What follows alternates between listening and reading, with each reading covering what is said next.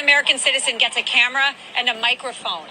And what I'm seeing is such a demise of American judicial system and democracy. Miss James came out this morning and said that she knew Mr. Trump, and she always calls him Mr. Trump because it kills her that he was the president.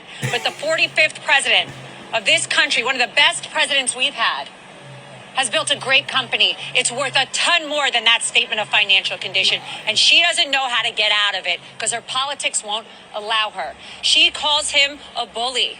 She says he's going to bring out racial slurs. He's going to say things today and taunt her. Well, Miss James, you taunted him.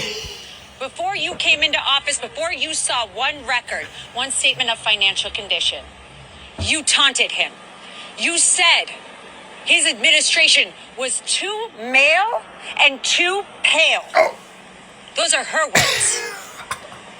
She said that she and Michael Cohen were going to be his biggest nightmare. Where I have some news for you, Miss James. Michael Cohen folded, lied, and crumbled. Your star witness, along with all the DAs and corrupt AGs, need to be paying attention to what happens when you let us take the stand.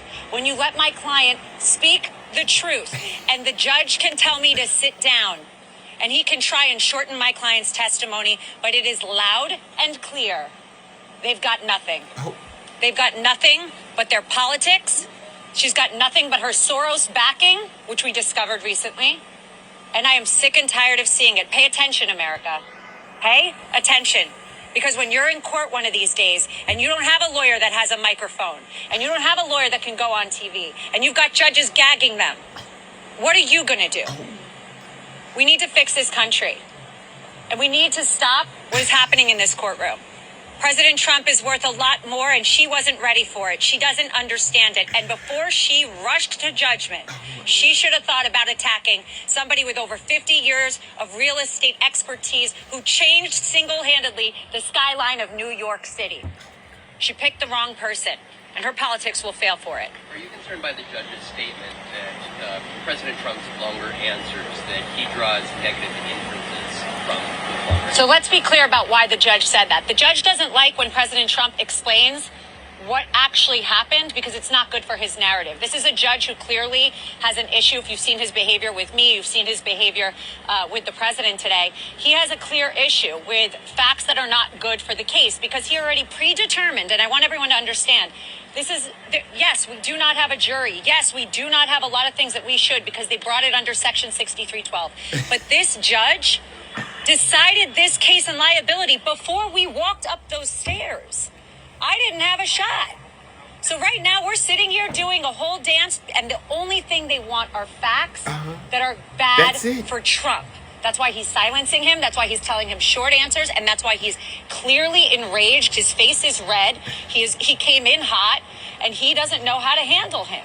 Knowing the judge is the one who will decide the penalties, have you urged your client, President Trump, to keep his answers more concise based on the judge's decision? If my client was worried about people's penalties on him, and that's supposed to silence his right to free speech and his right to take a stand and explain, then I wouldn't want to represent him. My client's done nothing wrong. His answer should be full, and if they try and silence him, the record will reflect that, and we'll deal with it on appeal. Yes. Anything else? Why did the president believe that last year he was So everything is done strategically. I can't get into that. The truth of the matter is, the fifth was done in an EUO, which is a special proceeding. Once they brought the case, we decided it was better to fight the facts. But frankly, I never thought that she would bring the case because once you see what his actual values are, you see that there's no there. But, you know, she gets a lot of attention from this. You all are sitting out here. She comes out. She calls him a liar.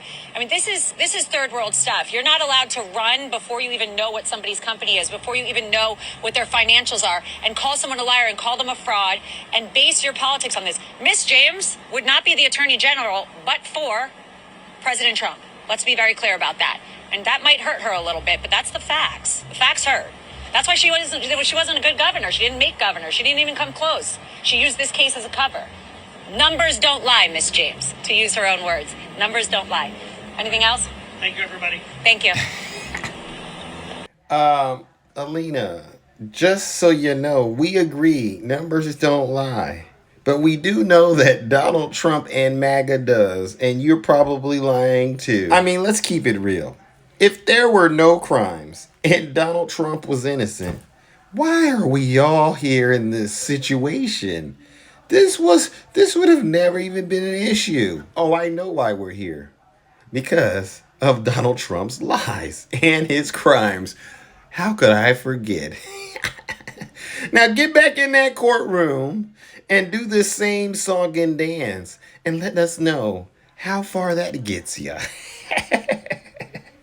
Oh my God, this is great. Trump supporters! Get those knee pads and those elbow pads. Oh, and that helmet ready. Because Jack Smith and Latetia James, oh, and Fonnie Willis are coming. It's over, MAGA.